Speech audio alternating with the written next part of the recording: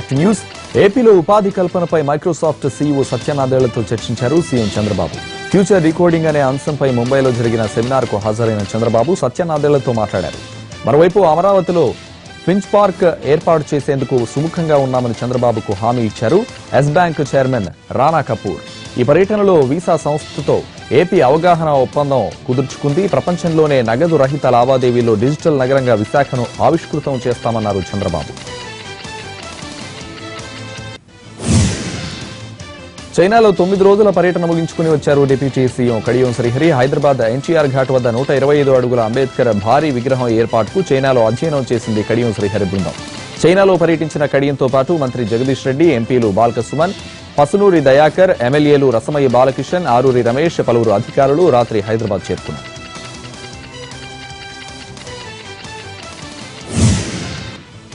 అమరావతిలో ప్రభుత్వ భవనాల డిజైన్ల ఖరారు ప్రక్రియ ఊపందుకుంది. లండన్ కు చెందిన నార్మన్ పోస్టర్ సంస్థ ఇప్పటికే పలు డిజైన్లు రూపొందించింది. ఈ డిజైన్లలో మార్పులు చేర్పులు సూచించేందుకు మంత్రి నారాయణ, సిఆర్డీఏ అధికారులు లండన్ వెళ్లారు. పోస్టర్ సంస్థ ప్రతినిధులతో సమావేశం అయ్యారు మంత్రి నారాయణ. వారు రూపొందించిన డిజైన్లను పరిశీలించి పలు సూచనలు చేశారు. వాటిని పరిగణలోకి తీసుకుని 3 రకాల డిజైన్లను ప్రభుత్వానికి ఇవ్వనుంది నార్మన్ పోస్టర్. వాటిలో అమరావతి కోసం ఒక డిజైన్ను ఎంపిక చేయనుంది ప్రభుత్వం. అనంతపురం జిల్లా గుంతకల్ మున్సిపాలిటీలో చైర్పర్సన్, కమిషనర్ మధ్య తలెత్తిన వివాదం ఉద్రిక్తతకు దారితీసింది. మున్సిపాలిటీ పరిధిలో తన ప్రమేయం లేకుండానే పనులు చేపడుతున్నారంటూ చైర్పర్సన్ అపర్ణ ఆందోళనకు దిగారు. కొందరు కౌన్సిలర్లతో కలిసి మున్సిపల్ కార్యాలయం ముందు ధర్నా చేశారు. ఈ ధర్నాలో అపర్ణ భర్తతో పాటు పలువురు కౌన్సిలర్లు కార్యాలయం ముందు బైఠాయించారు. గుంతకల్ మున్సిపల్ చైర్పర్సన్ ధర్నా చేస్తున్న సమయంలోనే కమిషనర్ మున్సిపల్ ఆఫీస్కు వచ్చారు. దీంతో చైర్పర్సన్, కమిషనర్ మధ్య మాటామాటా పెరిగింది. వాదన పెరగడంతో అక్కడ ఉద్రిక్త పరిస్థితి ఏర్పడింది. పనుల్లో కమిషనర్ అక్రమాలకు పాల్పడుతున్నారని విమర్శిస్తూ ఆయన్ను విధుల నుంచి తొలగించాలంటూ డిమాండ్ చేశారు చైర్పర్సన్. వివాదం పెద్దదవుతుండడాన్ని గమనించిన పోలీసులు చైర్పర్సన్ కు, కౌన్సిలర్లకు నచ్చజెప్పి ఆందోళనకు విరమింపజేశారు.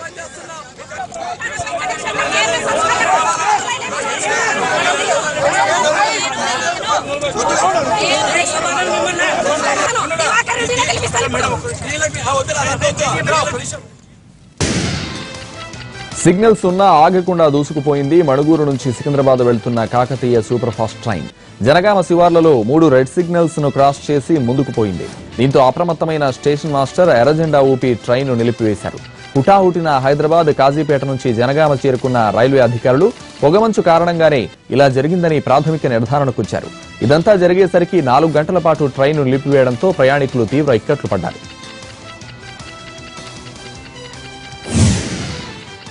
24 భాషల్లో ఉత్తమ రచనలకు 2016 కేంద్ర సాహిత్య అకాడమీ పురస్కారాలు అందజేశారు.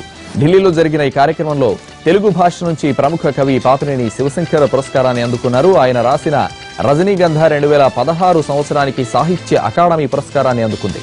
ఈ కార్యక్రమంలో సాహితీ ప్రేమికులు పెద్ద సంఖ్యలో పాల్గొన్నారు.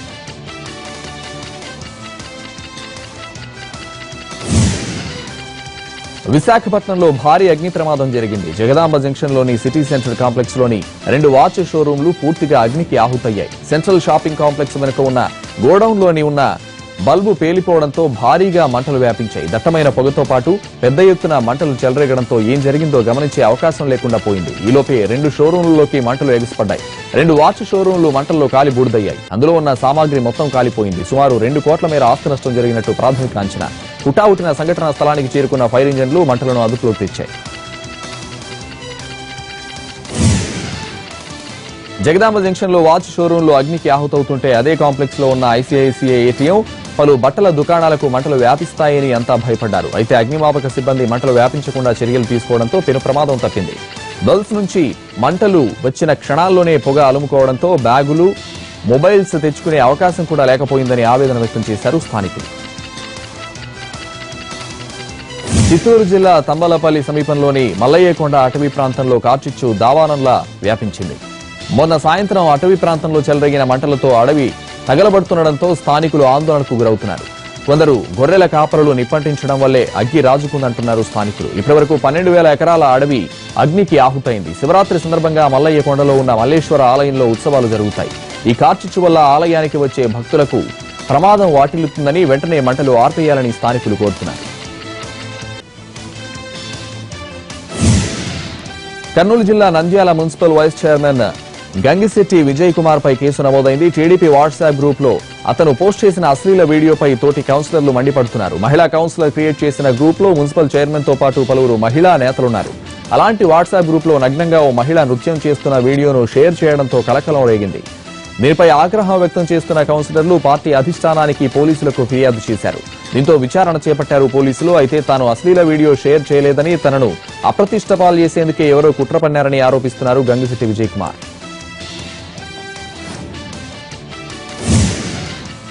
పీఎంఓ ఆఫీసులో అడిషనల్ సెక్రటరీ, సీఎం పేషీలో ఆఫీసర్ను మంత్రులతో పరిచయం ఉందంటూ జిల్లా కలెక్టర్ను, అధికారులను హడల్తించిన ఘరానా మోసగాడిని హైదరాబాద్ సిసిఎస్ పోలీసులు అరెస్ట్ చేశారు.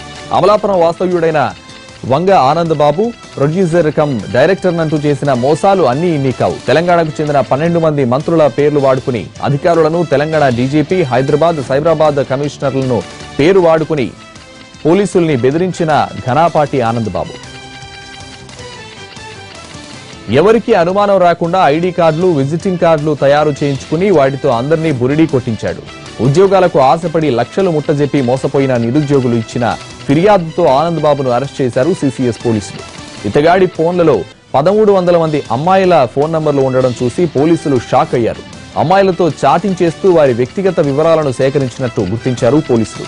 జూనియర్ ఆర్టిస్టుల నుంచి టాప్ హీరోయిన్ల వరకు అందరితో టచ్ లో ఉన్నాడని బహిర్గతమైంది. దీంతో ఆనంద్ బాబు ఫోన్లను ఫోరెన్సిక్ ల్యాబ్ కు పంపారు.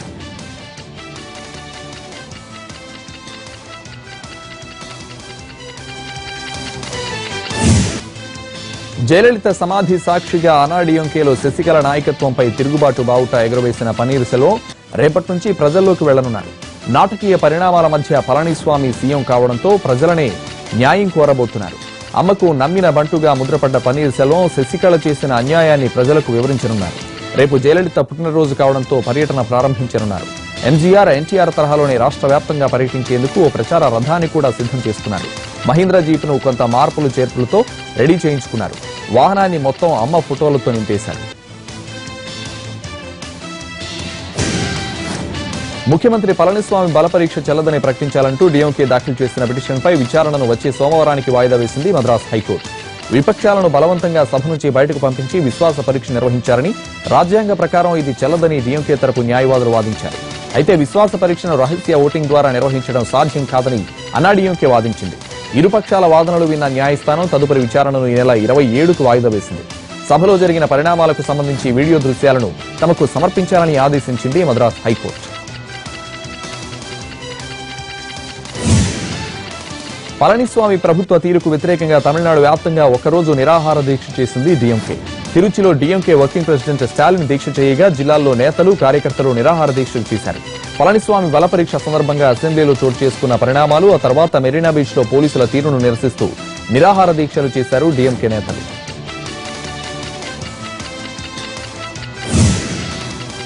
కేంద్ర మంత్రి వెంకయ్యనాయుడు కసరత్తులు చేశారు. సరదాగా సైక్లింగ్ చేశారు. ప్రస్తుతం జీవన విధానంలో ఆరోగ్యంగా ఉండాలంటే వ్యాయామం ఎంతో ముఖ్యమని వివరించారు. ఢిల్లీ నిర్మాణ భవన్లోని తన కార్యాలయంలో వెంకయ్యనాయుడు జిమ్ను ప్రారంభించారు. ఆ తర్వాత కాసేపు కసరత్తులు చేశారు. ఆరోగ్యంగా ఉండేందుకు వ్యాయామం ఎంతో ఉపయోగపడుతుందన్నారు వెంకయ్యనాయుడు.